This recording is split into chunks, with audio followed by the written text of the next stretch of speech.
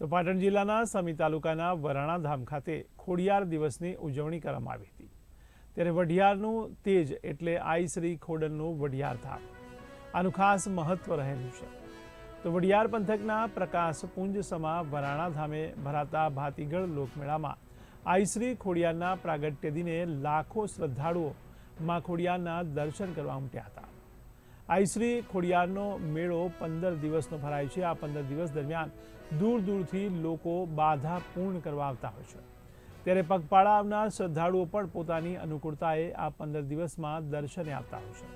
પરંતુ આ તમામ બાબતો સાથે માં ખોડિયારના પ્રાગટ્ય દિન એટલે કે મહાસુદ આઠમના આજના દિવસને વઢિયાર પંથકમાં વરાણાની આઠમ તરીકે પણ ઓળખવામાં આવે છે। ત્યારે આજના દિવસે દૂર દૂરથી સંઘો આવીને માના ચરણે શીશ ઝુકાવી ધન્યતા અનુભવતા હોય છે।